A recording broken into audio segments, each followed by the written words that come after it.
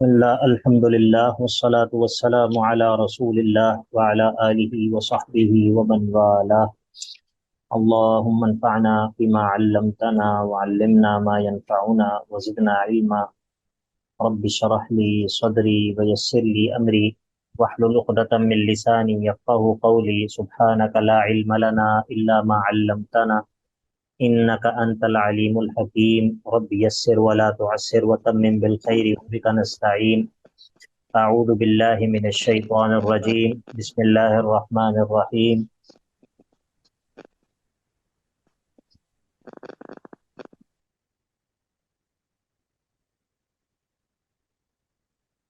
سورۃ النحل آیت نمبر 112۔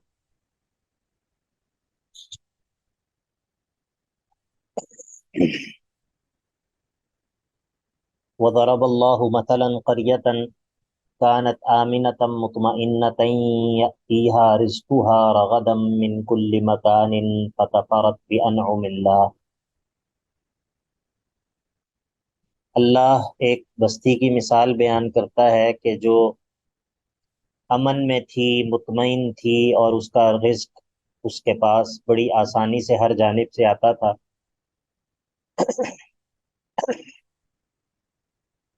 فکفرت بانعم اللہ، تو انہوں نے اللہ تعالیٰ کی نعمتوں کی ناشکری کی۔ تو جب اللہ تعالیٰ کی نعمتوں کی ناشکری کی جائے تو گویا کہ یہ خود سے نعمتوں کو تبدیل کر دینے والی بات۔ تو فَأَذَاقَهَا اللَّهُ لِبَاسَ الْجُوعِ وَالْخَوْفِ، اللہ رب العزت نے اس بستی والوں کو بھوک کا اور خوف کا لباس جو ہے وہ پہنا دیا۔ فَأَذَاقَهَا اللَّهُ لِبَاسَ الْجُوعِ وَالْخَوْفِ بِمَا كَانُوا يَصْنَعُونَ، ان کے اعمال کی وجہ سے، اس وجہ سے کہ جو کام وہ کیا کرتے تھے، ان کی وجہ سے اللہ رب العزت نے ان کو خوف اور بھوک کا لباس پہنا دیا۔ لباس پہنا دینے کا کیا مطلب ہے؟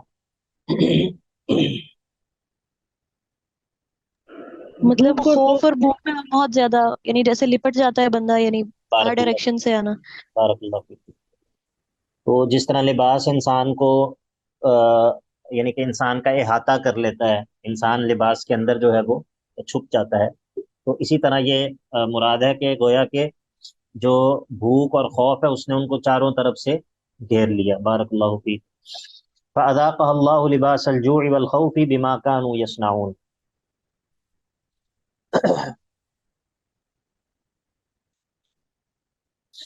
سورۃ النحل کے اندر نا یہ جو اللہ تعالیٰ کی نعمتیں ہیں، نعمتیں اور ان کا تذکرہ اور ان کی شکر گزاری کی ترغیب، یہ سورۃ النحل کا سب سے نمایاں جو مضمون ہے وہ یہی ہے۔ ٹھیک ہے، پیچھے گزرا ہے، بہت ساری باتیں پیچھے گزری ہیں، اور اب ہم سورت کے اختتام کی طرف بڑھ رہے ہیں، تو اب اختتام کی طرف بھی آپ دیکھیں گے کہ یہی بات ہوگی۔ تو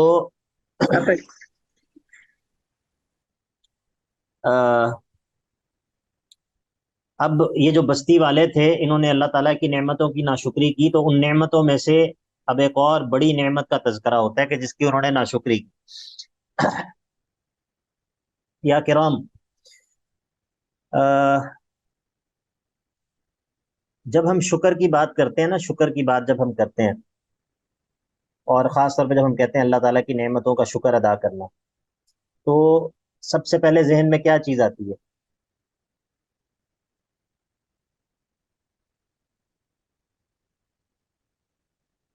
جی بتائیے۔ سر عام طور پہ تو عاجزی۔ ہم اپنے حالات زندگی کے بارے میں بات کر رہے ہوتے ہیں نا، کہ حالات اچھے ہیں بہت، اس طرح پہلے خیال آتا ہاں تھا۔ جی، تو آپ بتائیے۔ سر آپ نے کس کانٹیکس میں پوچھا ہے؟ مجھے سمجھ نہیں آئی، میرے ذہن میں بات تو یہ یہ ہے، آیا کہ عاجزی کے ہے۔ نہیں میں نے شکر کا پوچھا، شکر کا جی میں نے پوچھا کہ جب ہم شکر کی بات کرتے ہیں تو فوری طور پر ذہن میں کیا چیز آتی ہے؟ مطلب اگر آپ سے کوئی کہے کہ آپ اللہ تعالیٰ کا شکر ادا کیا کریں، تو آپ کے ذہن میں کیا چیز آئے گی؟ کس بات پر شکر اللہ ادا؟ کی حمد سنائے گی۔ اللہ تعالیٰ کی حمد و ثنا نہیں, کس چیز پر شکر تو کسی چیز اللہ کی پر ہے. نعمتوں کا سر اللہ کی نعمتوں کا اقرار کرنا بیسیکلی شکر ہے نا.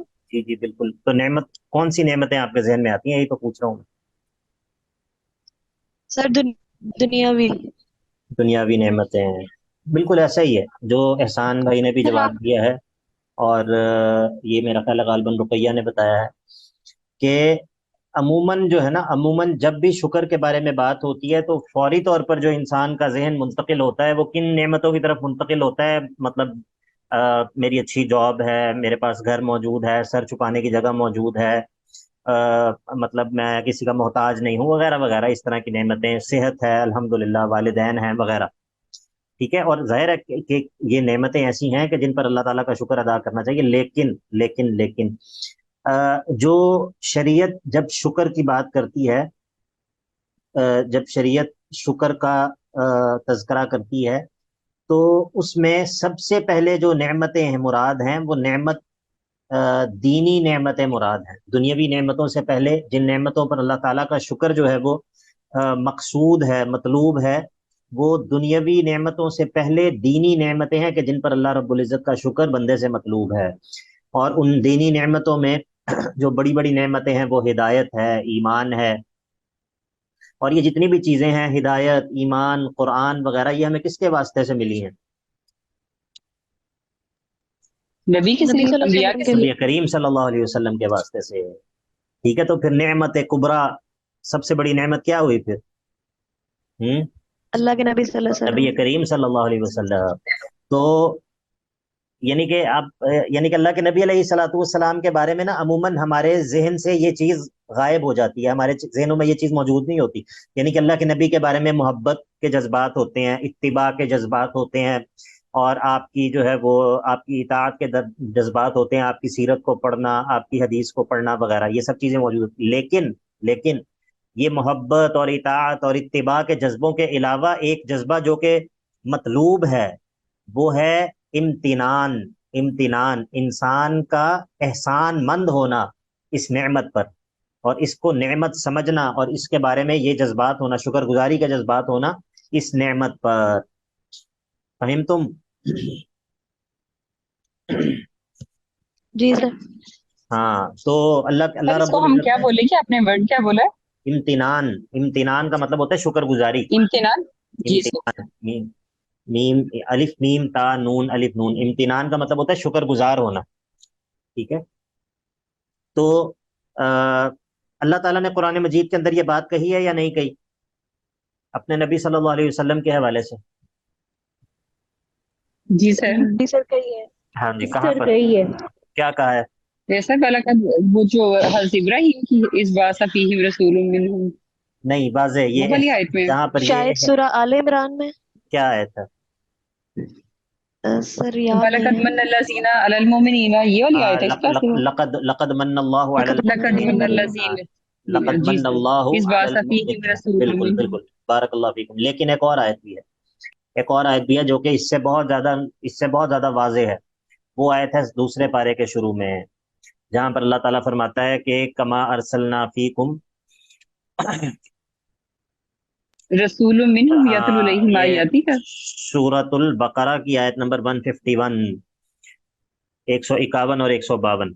کما ارسلنا فیکم رسولا منکم یتلو علیکم آیاتنا ویزکیکم ویعلمکم الکتاب والحکمت ویعلمکم ما لم تکونوا تعلمون فاذکرونی اذکرکم واشکروا لی ولا تکفرون. ٹھیک ہے, تو اللہ رب العزت جو ہے وہ اللہ کے نبی علیہ الصلوۃ والسلام جو ہیں وہ نعمتوں میں سے ایک نعمت ہیں, بلکہ نعمت کبریٰ ہیں, نعمت کبریٰ ہے. میں نے امام شافعی کا قول بتایا تھا, کیا تھا وہ قول؟ جی, امام شافعی کا ایک قول بتایا تھا میں نے الرسالہ کے شروع میں. جی سر آپ نے بتایا تھا کہ سر اس طرح تھا کہ ایک سیکنڈ, احسان جتنی بھائی, بھی نعمتیں ہیں انسان, اللہ تعالیٰ کی ہم پر جی سر, جتنی بھی جی سر, ہم جتنی پر بھی, نعمتیں ہیں, اللہ کے نبی علیہ الصلوۃ والسلام جو ہیں وہ اس کا سبب ہیں. جی سر, وہ سب ہاں, تو یعنی جی کہ سر, یہ میں نے بات ساری اسی لیے کی ہے کہ چونکہ سورۃ النحل کے اندر ہم اللہ تعالیٰ کی نعمتوں پر بات کر رہے ہیں نا, نعمتوں کے سیاق میں بات ہو رہی ہے, تو اس بات کو سمجھیں کہ اللہ تعالیٰ کی نعمتیں دو طرح کی ہیں. بعض دنیاوی نعمتیں ہیں، بعض دینی نعمتیں ہیں، اور شکر کے اعتبار سے دونوں نعمتوں کا شکر مطلوب ہے، لیکن جو جب آپ اللہ تعالیٰ کے آپ کہتے ہیں نا میں نے اللہ کا شکر گزار بندہ بننا ہے، تو اس میں سب سے پہلے جو چیز داخل ہے وہ آپ کے اوپر جو اللہ تعالیٰ کی دینی نعمتیں ہیں، آپ کے اوپر یا عمومی طور پر جو اللہ تعالیٰ کی دینی نعمتیں ہیں ان پر شکر ہے سب سے پہلے، یعنی کہ دنیاوی نعمتوں پر شکر سے پہلے جو شکر مقصود اور مطلوب ہے وہ یہ والا شکر ہے۔ اللہ اکبر۔ ربیع الاول کے مہینے میں ایسی باتیں کرنی چاہیے زیادہ زیادہ، ہے نا؟ اللہ اکبر۔ جی سر۔ ہمارے دل جو ہے نا وہ بڑے سخت ہو جاتے ہیں، تو ہمیں نا یہ اس بات کی ضرورت ہے کہ ہم اللہ کے نبی علیہ الصلوۃ والسلام کا، آپ کی محبت کا، آپ کے فضائل اور مناقب کا، آپ کے جو معجزات ہیں ان کا، ان چیزوں کا ذکر کرنے سے دل جو ہے وہ زندہ ہوتا ہے، ان چیزوں کا تذکرہ کرنے سے دل زندہ ہوتا ہے، جس طرح اللہ کے ذکر سے دل زندہ ہوتا ہے، دلوں کو جلا ملتی ہے، اسی طرح اللہ کے نبی علیہ الصلوۃ والسلام کا تذکرہ کرنے سے بھی دل جو ہے وہ بلکہ میں نے شاید پہلے بھی یہ بات آپ لوگوں کو بتائی تھی کہ یہ معروف سلف کے ہاں یہ معروف تھا، غالباً کسی اثر وغیرہ کے اندر بھی آتا ہے شاید، کہ عند ذکر الصالحین تنزل الرحمہ، عند ذکر الصالحین تنزل الرحمہ، جب صالحین کا تذکرہ ہوتا ہے تو رحمت وہاں پر نازل ہوتی ہے، صالحین کے تذکرے سے بھی، صالحین کے تذکرے سے بھی اللہ تعالیٰ کی رحمت نازل ہوتی ہے۔ تو فما بالکم بسید الصالحین محمد الرسول اللہ صلی اللہ علیہ وسلم، ان کے بارے میں آپ کا کیا خیال ہے؟ ٹھیک ہے، تو یہ اللہ کے نبی علیہ الصلوۃ والسلام کے تذکرے پر نا دلوں کو تنگ نہیں ہونا چاہیے، یہ بدبختی ہے، بعض لوگوں کے اندر یہ بیماری پائی جاتی ہے کہ جب اللہ کے نبی علیہ الصلوۃ والسلام کا تذکرہ ہو، آپ کی مدح بیان ہو، آپ کی، تو وہ فوراً ان کا دل تنگ ہونے لگ جاتا ہے، وہ سمجھتے ہیں کہ شاید یہ توحید کے منافی کوئی بات ہے۔ کلا کلا، یہ کیسے ہو سکتا ہے؟ اللہ کے نبی کی دعوت ہی توحید ہے، آپ کا پیغام ہی توحید ہے، تو آپ کی شان بیان کرنا جو ہے وہ توحید کے منافی نہیں ہے، بلکہ وہ عین توحید ہی کی جو ہے وہ بات ہے وہ۔ جی ایمن، کیا سوال ہے آپ کا؟ سر سوال نہیں ہے، لیکن آیت آ رہی ہے ذہن میں کہ جس طرح وہ ہے وما ارسلنا الا رحمت للعالمین، تو وہ بھی مجھے اچھی لگتی ہے آیت اس سینس میں کہ یعنی وہ بھی سب کے لیے رحمت ہیں، اگر رسول ہیں تو وہ ایک الگ نعمت ہے، لیکن ان کا رحمت للعالمین ہونا ایک الگ نعمت ہے، ہاں، تو وہ رحمت بھی یعنی سارے کریچرز کے لیے رحمت ہے۔ رسالت کا جو وصف ہے وہ اسی کی وجہ سے آپ رحمت ہے نا، اسی کی وجہ سے آپ رحمت ہیں۔ اچھا جی، بہرحال بات یہ ہو گئی کہ چونکہ اللہ تعالیٰ کی نعمتوں کا تذکرہ ہو رہا ہے، تو یہاں پر اب اللہ رب العزت ذکر کرے گا کہ اہل مکہ نے جنہوں نے اللہ تعالیٰ کی نعمتوں کی ناشکری کی، تو وہ ناشکری کی تفصیل یہ ہے کہ وَلَقَدْ جَاءَهُمْ رَسُولٌ مِّنْهُمْ، ان کے پاس جو ہے وہ انہی میں سے ایک رسول آ گیا تھا، تو فَكَذَّبُوهُ، اس کو انہوں نے جھٹلا دیا، یہ ہے کفران نعمت، یہ ہے نعمت کی ناشکری، کہ جب رسول آ گیا انہی میں سے تھا، فَكَذَّبُوهُ، اس کو جھٹلا دیا، فَأَخَذَهُمُ الْعَذَابُ، تو ان کو جو ہے وہ عذاب نے پکڑ لیا، وَهُمْ ظَالِمُونَ، اور وہ ظلم کرنے والے تھے، انہوں نے اپنے اوپر ظلم کیا تھا، یعنی کہ اس رسول کی تکذیب کر کے۔ فَكُلُوا مِمَّا رَزَقْنَاكُمْ حَلَالًا طَيِّبًا، پس اے لوگو تم ایسا مت کرنا کہ اللہ تعالیٰ کی نعمتوں کی ناشکری کرنا، بلکہ تم کھاؤ، فَكُلُوا مِمَّا رَزَقَكُمُ اللَّهُ حَلَالًا طَيِّبًا، جو اللہ تعالیٰ نے تمہیں نعمتیں دی ہیں حلال پاکیزہ نعمتیں، ان کو کھاؤ پیو، اور وَاشْكُرُوا نعمت اللہ کی تمام نعمتوں کا شکر ادا کیا کرو، ان کنتم ایاہ تعبدون، ان کنتم ایاہ تعبدون، اگر تم اللہ ہی کی عبادت کرتے ہو تو اس کی نعمتوں کا شکر ادا کیا کرو۔ ٹھیک ہے، شکر جو ہے وہ عبادات میں داخل ہے یا نہیں؟ سر داخل ہے۔ داخل جی ہے۔ یہ داخل۔ عبادات کی کون سی قسم میں داخل ہے؟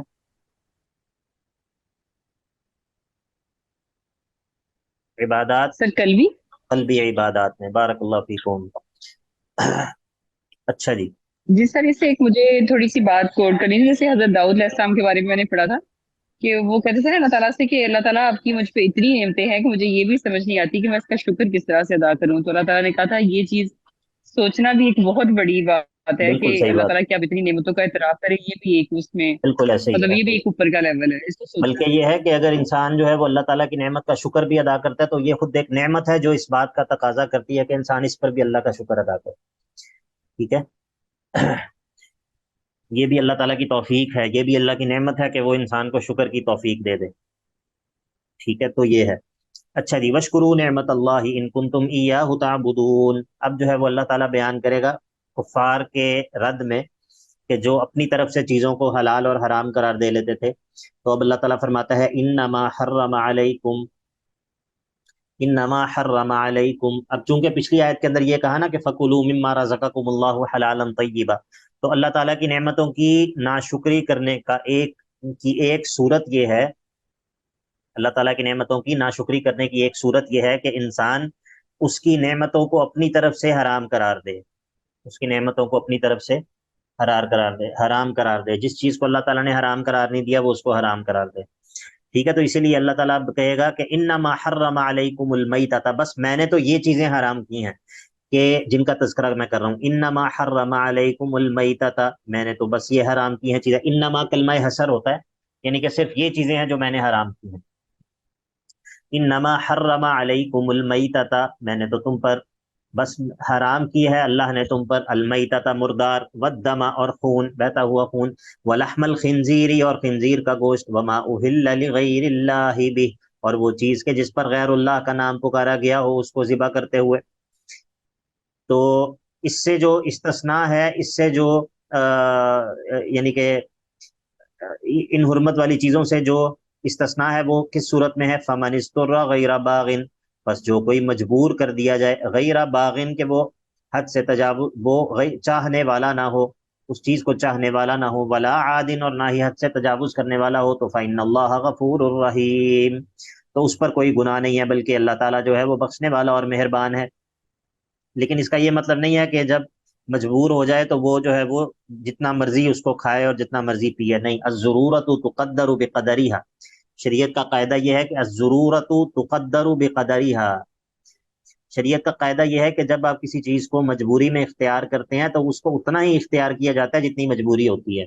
مثال کے طور پر اگر میرے ہاتھ پہ کوئی چوٹ لگی ہے اور میں اس کو دھو نہیں سکتا وضو کرتے ہوئے، تو میں اس پر جب مسح کروں گا تو اس کا یہ مطلب نہیں ہے کہ میں پورا جو ہے وہ وضو چھوڑ دوں اور پورے جتنے بھی اعضائے وضو ہیں ان سب پر میں مسح کرنا شروع کر دوں.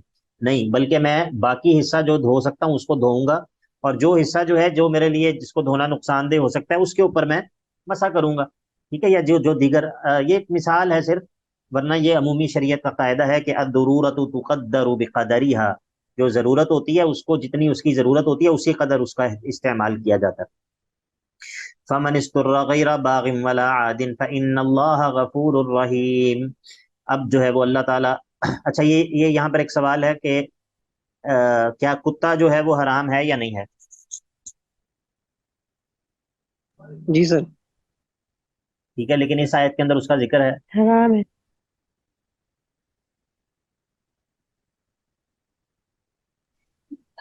نہیں سر. اس آیت کے اندر اس کا ذکر نہیں ہے، اور یہاں پر کلمہ حصر بھی استعمال ہوا ہے، انما بھی استعمال ہوا ہے، کہ جو بتاتا ہے کہ یہی چیزیں حرام. ٹھیک ہے، اشکال سمجھ آ گیا؟ جی سر ویسے تو شیر چیتا کا بھی ذکر نہیں ہے. ہاں تو چلیں وہ بھی شامل کر لیں ساتھ، سوال کے اندر اس کو بھی شامل کر لیں. تو اصل میں یہ جو انما ہے، حصر جو ہے وہ دو طرح کا ہوتا ہے. حصر جو ہے وہ دو طرح کا ہوتا ہے. ایک ہوتا ہے حصر حقیقی اور ایک ہوتا ہے حصر اضافی. حصر حقیقی یہ ہوتا ہے کہ جو حقیقتاً حصر مقصود ہوتا ہے کہ بس یہ چیز ہے اور کچھ بھی نہیں ہے. حصر اضافی یہ ہوتا ہے جو کہ کسی شخص کی یا کسی بات کے جواب میں کہا جا رہا ہوتا ہے. ٹھیک ہے، تو یعنی کہ جب کافروں نے اپنی طرف سے چیزوں کو حرام قرار دیا تو اللہ تعالیٰ نے کہا کہ میں نے تو ان چیزوں کو حرام قرار دیا، جن چیزوں کو تم حرام کہہ رہے ہو میں نے ان کو حرام نہیں کہا. ٹھیک ہے، مثلا آپ سے کوئی بندہ کہتا ہے کہ آپ نے یہ بھی کہا تھا، یہ بھی کہا تھا، یہ بھی کہا تھا، تو آپ کہتے ہیں نہیں میں نے صرف یہ کہا تھا، اس کے علاوہ کچھ نہیں کہا تھا. ٹھیک ہے، اب یہ اس کا یہ مطلب نہیں ہے کہ آپ نے پوری زندگی میں یہی بات کہی ہے اور اس کے علاوہ آپ نے کچھ نہیں کہا. نہیں، مراد یہ ہوتا ہے کہ جو تم میری طرف جس بات کی نسبت کر رہے ہو دو تین باتوں کی، میں نے وہ دو تین باتیں نہیں کی، میں نے جو بات کی تھی وہ صرف یہ تھی، اور اس کے علاوہ میں نے ان باتوں میں سے کوئی بات نہیں کی تھی جو تم کہہ رہے ہو. فہم تم یا شباب؟ جی Yes, یس سر. جی امجد بھائی. جی شیخ صاحب، اس کی ایک ریزن یہ بھی ہو سکتی ہے کہ یہ جو چیزیں مینشن کی ہیں جن کی حرمت نارملی یہ لوگ استعمال کرتے تھے یا کرتے ہیں آج کل بھی، جیسے مردار بھی کھاتے رہے ہیں لوگ، خنزیر کا گوشت بھی کھاتے اصل ہیں، میں یہ وہ تو چیزیں ہیں یہ بھی جو وجہ ہو سکتی ہے کہ اس لیے یہاں یہ نا محرمات ابدیہ بھی ان کو کہا جاتا ہے، محرمات ابدیہ جو کہ ہمیشہ حرام رہی ہیں، ٹھیک ہے. تو اس لیے بعض جگہوں پر قرآن مجید میں ان کا اکٹھے ذکر ہوتا ہے، محرمات ابدیہ ان کو کہا جاتا ہے، ٹھیک ہے. لیکن اس سے میں جو بات سمجھانا چاہ رہا ہوں وہ یہ ہے کہ اس کا یہ مطلب نہیں ہے کہ اس کے علاوہ کوئی محرمات نہیں ہے، ٹھیک ہے. تو اگر آپ کو کوئی کلمہ حسر کی وجہ سے دھوکہ دینا چاہے تو آپ کو یہ بات پتہ ہونی چاہیے کہ یہ کلمہ حسر جو ہے یہ دو طرح کا ہوتا ہے. ایک کلمہ حسر حسر حقیقی ہوتا ہے، ایک حسر اضافی ہوتا ہے. اضافی کا مطلب یہ ہوتا ہے کہ وہ اس کا کسی کے ساتھ کسی کی بات کے جواب میں یا کسی صورتحال کی وضاحت کے لیے جو ہے وہ اس کا استعمال کیا جا رہا ہوتا ہے. جی احسان بھائی. جی سر، ایسی ہی بات ہے نا، جیسے غامدی صاحب نے کہا تھا کہ وہ کوئی میوزک کے بارے میں کوئی سوال کیا گیا نا، تو انہوں نے کہا کہ میوزک تو حرام نہیں ہے، کیونکہ جی قرآن مجید میں صرف ان چیزوں کو چیزوں کا حرام تذکرہ کیا گیا ہے ہے. کہ یہ جی حرام جی. ہے۔ مجھے جی جی، لگتا ہے تو آپ انہوں نے نے وہ جواب میں یہ کہا تھا، تو مجھے وہ بات یاد آ گئی۔ مجھے لگتا ہے آپ نے ان کی وہ سنی ہے، وہ جو سیریز ہے لمبی سی لمبی چوڑی سنی ہے آپ نے ان کی وہ جو موسیقی پر جو ان کی سیریز ہے؟ سر آپ لوگوں کی سر؟ نہیں نہیں، غامدی صاحب کی.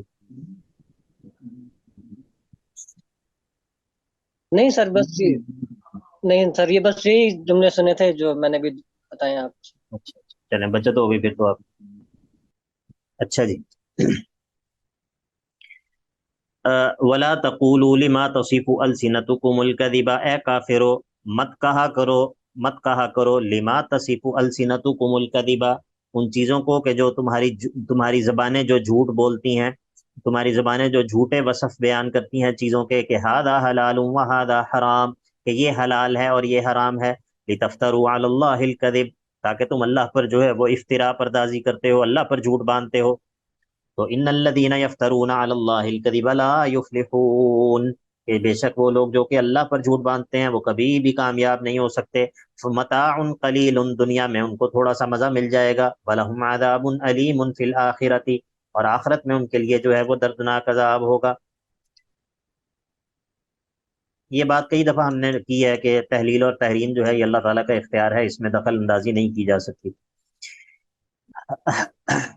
اچھا، ایک اور بات جو ہے وہ تربوی نوعیت کی ہے، تربیتی نوعیت کی بات ہے، وہ میں ذکر کر دیتا ہوں.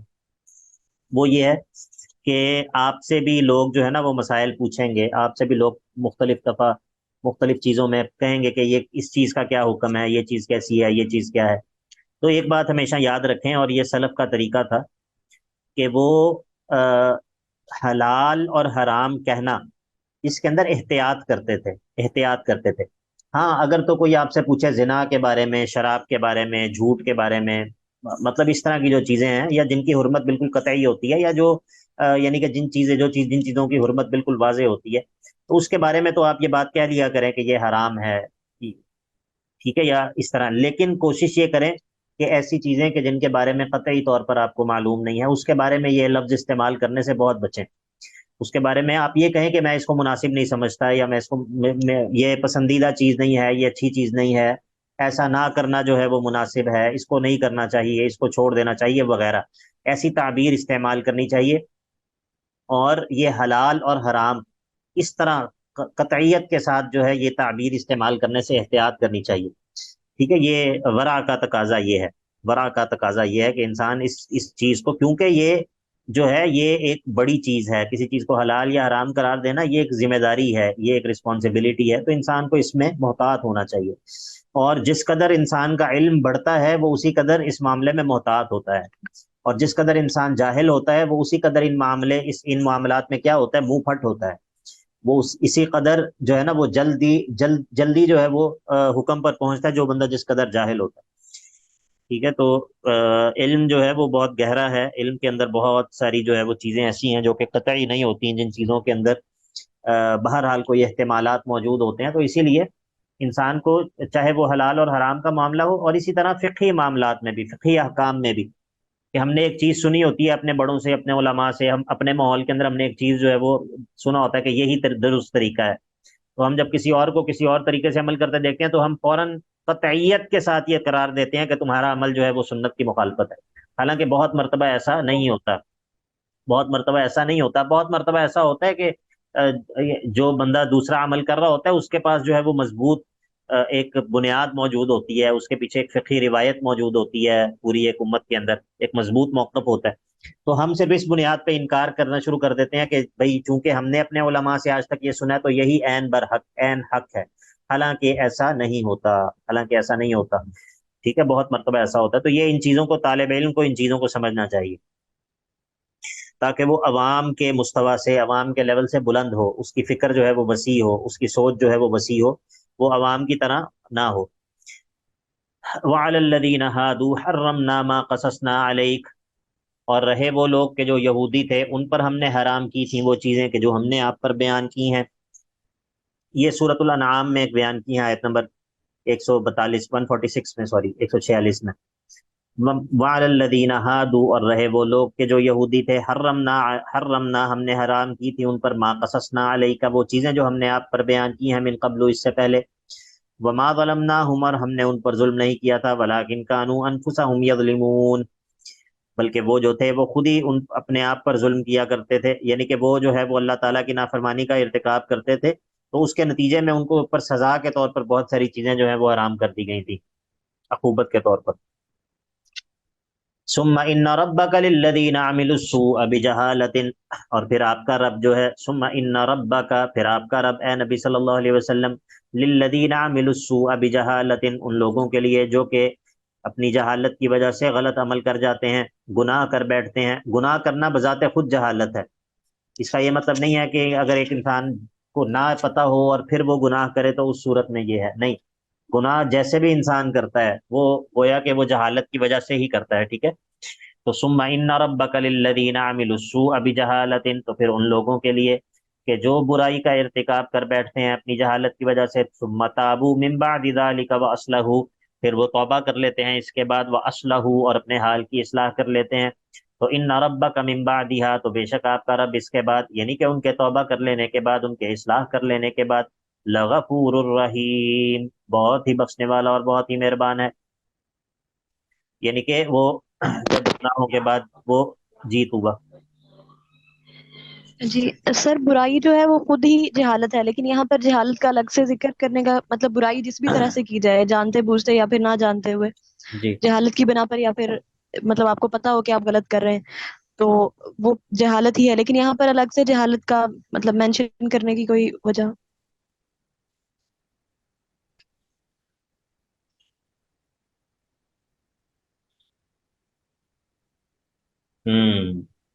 اچھا سوال،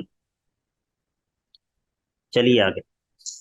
ہر سوال کا جواب جو ہے وہ نہیں دیا جاتا، ٹھیک ہے، بس گڈ کوشچن کافی ہے۔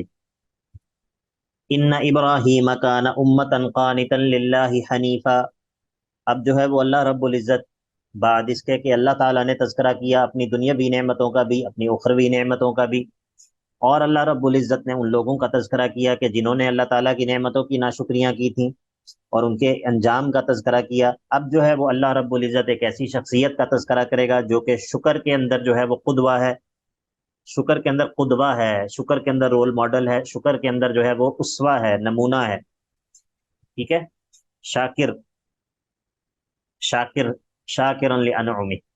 فرمایا ان ابراہیم کہ بے شک ابراہیم کان امتا قانتا للہ حنیفا، وہ جو ہے وہ امت تھے، یعنی کہ خیر کی جو خصال ہیں وہ ساری کی ساری ان میں جمع تھی، قانتا للہ حنیفا، اور وہ اللہ کی اطاعت پر کار بند رہنے والے تھے، اور حنیفا یکسو تھے، یعنی کہ ہر جانب سے کٹ کر اکیلے اللہ ہی کی جانب متوجہ تھے۔ اور بات اس کے ساتھ یہ ہے کہ ولم یکو من المشرکین، اور وہ مشرکین میں سے نہیں تھے، مشرکین میں سے نہیں تھے تو پھر وہ کن میں سے تھے؟ وہ تو شاکرا لانعمہ، اللہ کی نعمتوں کا شکر ادا کرنے والوں میں سے تھے، جو کہ توحید ہے۔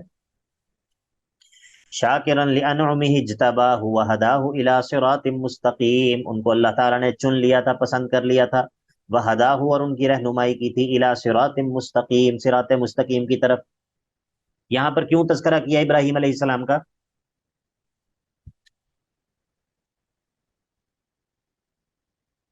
ابراہیم علیہ السلام کا تذکرہ یہاں پر کیوں کیا گیا؟ سر جیسے یہود و نصارہ کی ریلیشن کی وجہ سے کہ وہ سب ان کو اپنا پیشوا سمجھتے تھے، یہ تو مکی شکر کی صورت ہے وجہ نا، سے یہ تو مکی صورت ہے، یہاں پر یہود و نصارہ کہاں پر آ گئے؟ سر کیونکہ نعمتوں کا ذکر ہوا ہے ہاں پیچھے تو مطلب وہ ہاں، سب سے زیادہ یہ شکر مراد ہے، گزار. یعنی کہ یہ شکر، ان کے شکر کو بیان کیا جا رہا ہے نا یہاں پر، اس لیے شاکرا لانعمہ اجتباہ وہداہ الی صراط مستقیم وآتیناہ فی الدنیا حسنہ، اور ہم نے ان کو دنیا میں بھی حسنہ بھلائی عطا کی تھی، وانہ فی الآخرۃ لمن الصالحین، اور آخرت میں بھی وہ ہمارے بہترین بندوں میں سے ہوگا۔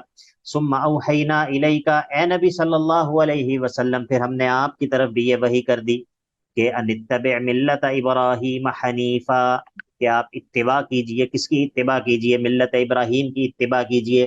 ملت ابراہیم کیا ہے؟ جس کا پیچھے تذکرہ ہوا ہے پچھلی آیات میں، اس کی اتباع کیجئے، حنیفا، یکسو ہو کر، جس طرح ابراہیم جو ہے وہ امتن قانتا للہ حنیفا ولم یکو من المشرکین شاکرا لانعمہ تھا، اسی طرح آپ بھی جو ہے وہ یکسو ہو کر، ہر جانب سے کٹ کر جو ہے وہ ابراہیم کے راستے کی اتباع کیجئے۔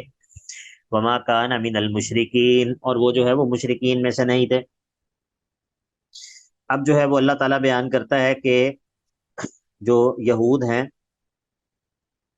ان کے اوپر جو ہے وہ اللہ رب العزت نے ان کو جو ہے وہ، جی امجد بھائی کیا سوال ہے؟ جی شیخ صاحب، پچھلی آیت میں ہم حضرت ابراہیم کو ایک امت کہا ہے، جی اور اس آیت میں رسول اللہ صلی اللہ علیہ وسلم کو کہا گیا کہ آپ ابراہیم علیہ السلام کی جو ملت ہے ان کی اتباع کریں، جی جی، تو یہاں یہ بھی تو کہا جا سکتا ہے کہ صرف ابراہیم کی اتباع کریں علیہ السلام کی۔ نہیں، ملت سے آپ، ملت سے مجھے لگتا ہے آپ اردو والی ملت سمجھ رہے یعنی ملت قوم ہیں۔ نہیں قوم نہیں، ہاں گروہ۔ ملت، یہ ملت اردو والی ملت نہیں ہے نا، اصل میں یہی وجہ غلطی، ملت سے مراد ہے ان کا طریقہ، ملت ابراہیم، ابراہیم کا طریقہ مراد، ٹھیک ہے، یہ اردو والی ملت نہیں ہے، ٹھیک ہو گیا؟ جی امجد بھائی۔ جی شیخ صاحب۔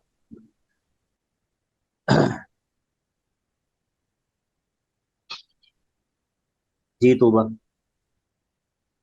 جی سر یہاں پر یہ جو ملت ابراہیم حنیفہ ہے، یہاں ملت یعنی حضرت ابراہیم علیہ السلام کا ذکر کیا ہے کہ وہ حنیف تھے، یا پھر یہاں مطلب یہ جو یعنی ابراہیم پر وہ بات ختم ہو گئی اور حنیفہ اللہ کے نبی صلی اللہ علیہ وسلم سے کہا ہے بھی آپ کہ آپ بھی ان کی طرح یکسو ہوں، آپ نے یعنی اس گرامر کا تعلق. گرامر پڑھی ہے آپ نے تھوڑی بہت؟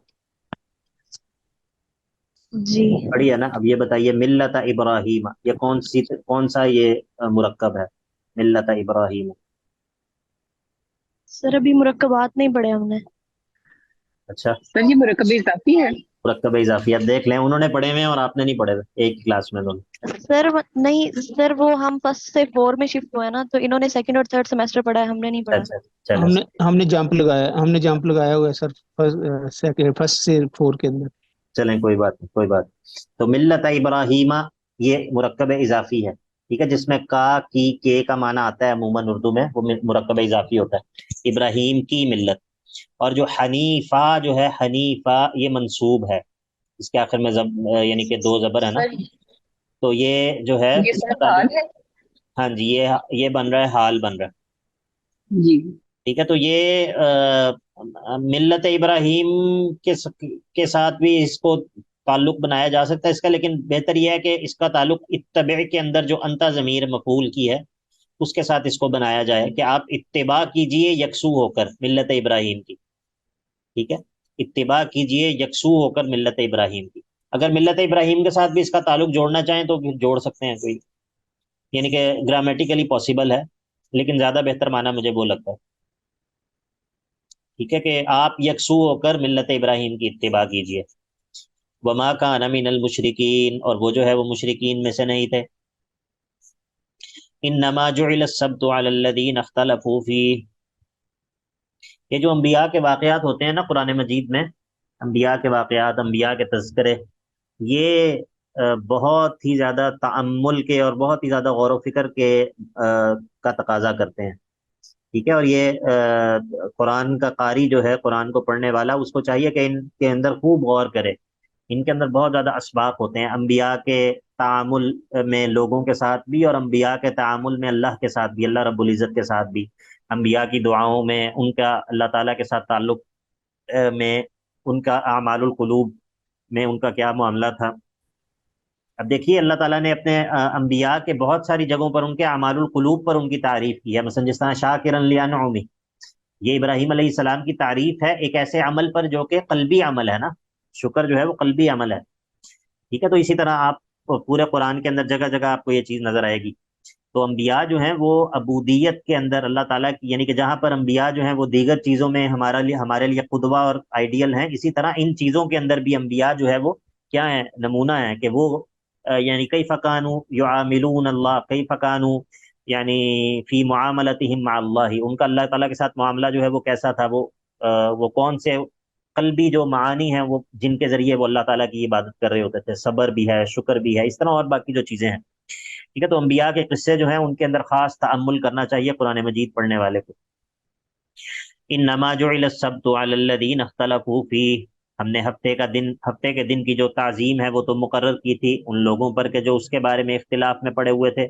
وَإِنَّ رَبَّكَ لَيَحْكُمُ بَيْنَهُمْ يَوْمَ الْقِيَامَةِ فِيمَا كَانُوا فِيهِ يَخْتَلِفُونَ، اور آپ کا رب جو ہے وہ قیامت کے دن فیصلہ فرما دے گا لوگوں کے درمیان ان چیزوں کے بارے میں کہ جن کے بارے میں وہ اختلاف میں پڑے ہوئے تھے۔ فیصلے سے کون سا فیصلہ مراد ہے؟ جی عرفان قیوم بھائی۔ السلام علیکم شیخ۔ وعلیکم السلام، کون سا فیصلہ مراد ہے جو قیامت کے دن ہوگا؟ ان کو بس جی جی چھوڑ دیں یار، چھوڑ دیں۔ سر جن میں یہ اختلاف کرتے ہیں، بعض چیزیں تو ایسی ہیں جو کہ ہم سے یعنی کہ پرانے پڑھنے والے ہیں ان کو یاد ہو جانی چاہیے، وہ باتیں اتنی دفعہ میں دہراتا ہوں، جی ٹھیک ہے۔ شیخ میں بتا رہا تھا۔ اب اتنی لمبی چوڑی بات تھی ہی نہیں، آپ کیا بتا رہے تھے؟ 2 الفاظ تھے وہ، ٹھیک ہے۔ اس سے مراد ہے عملی فیصلہ جی جی مراد ہے، یاد آ گیا یا نہیں؟ جی جی شیخ، اچھا جی، یہی بتانے لگے تھے نا آپ؟ جی میں نے یہی بتانا تھا سر، ہاں بارک اللہ فیکم۔ لیکن ورڈنگ میری اور تھی، لیکن مفہوم یہی تھا۔ چلیں کوئی بات نہیں، بارک اللہ جی۔ بسم اللہ الرحمن الرحیم۔ ادعو الى سبیل ربک بالحکمت والموعظۃ الحسنۃ وجادلہم باللتی ہی احسن، اے نبی صلی اللہ علیہ وسلم ان کو دعوت دیجئے، الی سبیل ربک اپنے رب کے راستے کی طرف دعوت دیجئے۔ کس طرح دعوت دینی ہے؟ بالحکمتی، حکمت کے ساتھ دعوت دینی ہے، والموعظۃ الحسنۃ اور اچھے وعظ کے ساتھ، ایسا وعظ کہ جو دلوں پر اثر کرے، وجادلہم اور ان سے مجادلہ بھی کرنا ہے، تو باللتی ہی احسن اس طریقے سے کہ جو بہترین طریقہ ہو۔ ان ربک هو اعلم بمن ضل عن سبیلہ، بے شک آپ کا رب خوب جانتا ہے، بمن ضل عن سبیلہ اس کے بارے میں کہ جو اس کے راستے سے گمراہ ہو جائے، وہو اعلم بالمہتدین اور جو ہے وہ خوب جانتا ہے ان کے بارے میں کہ جو ہدایت یافتہ ہیں۔ وَإِنْ عَاقَبْتُمْ اور اگر یہ جو دشمن ہیں، وَإِنْ عَاقَبْتُمْ یہ مکی صورت ہے، یہ یاد رکھیں، مکی صورت۔ وَإِنْ عَاقَبْتُمْ اگر یہ تم پر زیادتی کریں، فَعَاقِبُوا تو تم بدلہ لے لو، بِمِثْلِ مَا عُوقِبْتُمْ بِهِ اسی طرح کے جتنا تم پر جو ہے وہ ظلم کیا گیا ہو۔ لیکن وَلَئِن صَبَرْتُمْ اگر تم صبر کرو تو لَهُوَ خَيْرٌ لِلصَّابِرِينَ تو یہ جو صبر ہے یہ صبر کرنے والوں کے لیے بہترین ہوتا ہے، اس کا فائدہ جو ہے وہ زیادہ ہے۔ وَاصْبِرْ اور آپ صبر کیجئے اے نبی صلی اللہ علیہ وسلم۔ اللہ اکبر۔ یا شباب، الصبر، صبر جو ہے یہ عظیم ترین عبادات میں سے ہے، عظیم ترین عبادات میں سے ہے۔ یہ جو اعمال القلوب بھی ہیں، ان اعمال القلوب کے اندر بھی مراتب ہیں، مراتب، ٹھیک ہے، بلکہ ویسے پورا دین جو ہے اسی میں مراتب ہیں، ہر چیز کے اندر مراتب ہیں۔ تو لیکن جس طرح جو ظاہری اعمال ہیں ان کے اندر جو اعمال ہیں وہ سارے کے سارے کیا ایک ہی مرتبے کے ہیں؟ نہیں سر، نہیں، ایک مرتبے کے نہیں ہیں، بلکہ بعض اعمال ایسے ہیں جو کہ جن کو ارکان اسلام کہا جاتا ہے، وہ باقی اعمال کی نسبت جو ہے وہ ان کی اہمیت زیادہ ہے۔ پھر ان ارکان اسلام میں سے بھی نماز جو ہے یا شہادتین کا اقرار کرنا، وہ جو ہے وہ نماز کی بنسبت بہت زیادہ اس کی اہمیت ہے، حتیٰ کہ اگر شہادتین کا اقرار نہ ہو تو نماز فائدہ ہی نہیں دیتی۔ پھر نماز جو ہے وہ باقی اعمال کی بنسبت، پھر خود نماز کے اندر اگر آپ دیکھیں تو اس کے اندر بھی مراتب ہیں،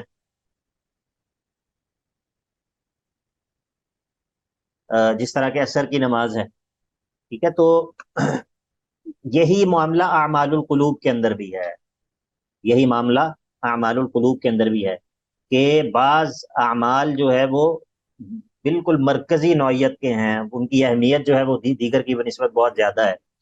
تو جو اعمال القلوب کے اندر بڑے بڑے اعمال ہیں مرکزی حیثیت کے، ان میں سے یہ صبر جو ہے یہ ان میں سے ہے.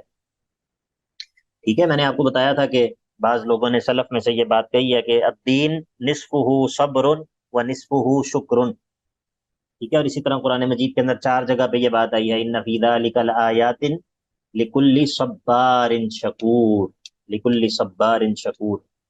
ٹھیک ہے، تو یہ جو چیزیں ہیں یہ بہت اس کی یعنی کہ یہ وہ چیزیں ہیں کہ جن کے اوپر انسان کو حریص ہونا چاہیے، جن چیزوں کو سیکھنے پر، اور جو کہ انسان کی توجہ کے کا تقاضا کرتے ہیں. بہت مرتبہ ہماری غلطی یہ ہوتی ہے کہ ہم ظواہر سے نہیں نکل پا رہے ہوتے.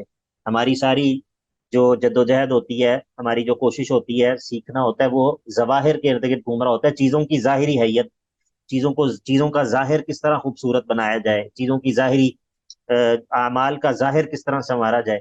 لیکن ایک بہت اہم جو چیز جس سے ہم غافل ہوتے ہیں وہ کیا چیز ہوتی ہے؟ وہ ہوتا ہے باطن، وہ چیزوں کا باطن ہوتا ہے.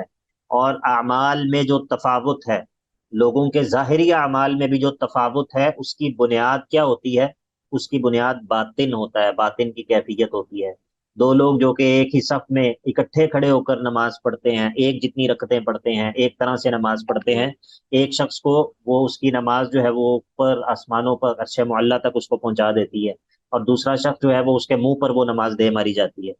تو دونوں کی ظاہری کیفیت میں تو کوئی فرق نہیں ہے، دونوں نے ایک جتنی رکعتیں پڑھی ہیں، تو پھر کیا معاملہ ہے؟ فرق کہاں پر ہے؟ خشوع خضوع. قلوب میں فرق ہے. قلوب کی دنیا جو ہے وہ اس قدر اہم ہے. ٹھیک ہے، تو اسی لیے یہ بہت سارے قرآن پڑھنے والے جو ہیں وہ قرآن پڑھتے ہیں اور وہ قرآن سے یہ فائدہ نہیں لیتے جو کہ مطلوب اور مقصود ہے. اللہ تعالیٰ نے اس کو شفاء لما فی الصدور کہا ہے، شفاء لما فی الصدور. تو اس کا مطلب ہے کہ اس میں دلوں کے لیے شفا موجود ہے. تو اسی لیے ایسی کتابیں ضرور اپنے مطالعے میں رکھیں. کل مجھے رات کو ایک بھائی کا میسج آیا ہوا تھا، انہوں نے شاید ریکارڈنگ سے سنا تھا درس. انہوں نے کہا کہ آپ نے اپنی کلاس میں کسی کلاس میں شاید ہماری بات ہوئی ہوگی یہی اعمال القلوب کے حوالے سے. تو ان کا مجھے میسج آیا ہوا تھا کہ اس حوالے سے جو ہے وہ آپ نے صرف بات کی ہے لیکن کوئی تفصیل نہیں کی. تو ظاہر ہے یہ اعمال القلوب کی کلاس تو نہیں ہے، لیکن بعض کتابیں میں نے ان کو بھی کہا کہ آپ ان کو ضرور پڑھیں. ان میں ایک تو دل سے دل تک، یہ ہمارے شیخ عبد الجبار بلال حفظہ اللہ ان کی کتاب ہے. اسی طرح شیخ صالح المنجد کی کتاب ہے، اردو میں ترجمہ ہو چکی ہے، دل کا بگاڑ اور دل کی اصلاح. یہ 2 کتابیں ہیں.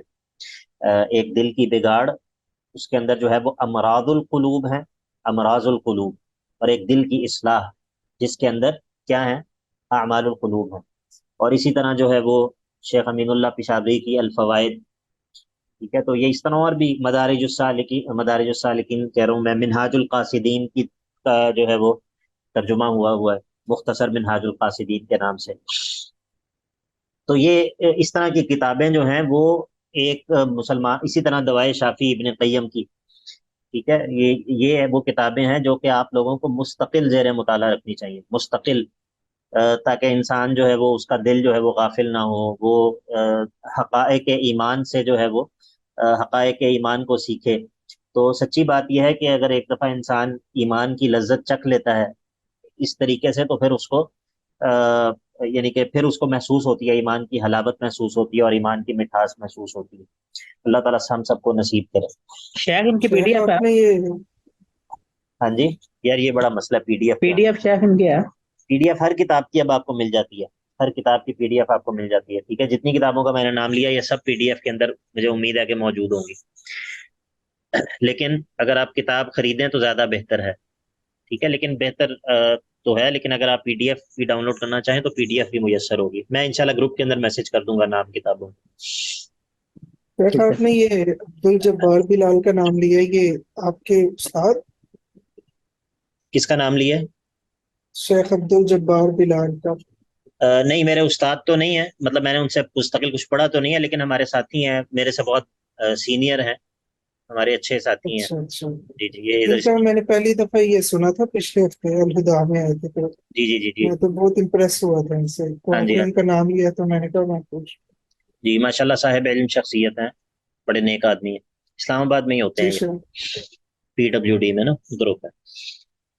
اچھا جی، وَاصْبِرْ وَمَا صَبْرُكَ إِلَّا بِاللَّهِ وَلَا تَحْزَنْ عَلَيْهِمْ، اے نبی صلی اللہ علیہ وسلم آپ صبر کیجئے، وما صبرک الا باللہ، اور آپ کا صبر تو نہیں مگر اللہ ہی کی توفیق سے ہے، ولا تحزن علیہم، اور ان پر جو ہے وہ زیادہ جو ہے وہ غمگین مت ہوئیے ان کافروں کی وجہ سے، ولا تک فی ضیق مما یمکرون، اور آپ جو ہے وہ تنگی میں مت مبتلا ہوں، تنگی میں مت پڑیں ان کے ان چالوں کی وجہ سے جو یہ کر رہے ہیں، کیونکہ ان اللہ مع الذین اتقوا، آ جائیں، ان اللہ مع الذین اتقوا، بے شک اللہ تو ہے وہ ان لوگوں کے ساتھ ہے کہ جو تقوی اختیار کرتے ہیں، والذین هم محسنون، اور وہ لوگ جو کہ محسن ہوتے ہیں، احسان کرنے والے ہوتے ہیں، جو کہ احسان کو اپنانے والے ہوتے ہیں، مراد اس سے وہ احسان ہے جو جس کا تذکرہ حدیث جبریل کے اندر موجود ہے، ٹھیک ہے۔ تو الحمدللہ یہ سورۃ النحل جو ہے یہ مکمل ہو گئی ہے۔ سورت کے اندر میں نے جس طرح کے ذکر کیا ہے بنیادی طور پر اللہ تعالیٰ کی نعمتوں کا تذکرہ، ان کی تذکیر، اس میں احکام جو ہے وہ اس صورت میں بہت کم ذکر ہوئے ہیں، احکام اس صورت کے اندر نہیں ہے۔ ویسے بھی آپ کو پتہ ہے کہ مکی صورتوں کے اندر زیادہ تر جو ہے وہ احکام کا تذکرہ نہیں ہوتا، بلکہ زیادہ تر یہی ایمانی حقائق اور یہ چیزیں ہوتی ہیں۔ تو اللہ تعالیٰ سے سوال ہے، اللہ تعالیٰ سے دعا ہے کہ وہ اس کو قبول کرے انشاءاللہ۔ تو اپنی اگلی کلاس میں ہم سورۃ الاسراء کو شروع کریں گے۔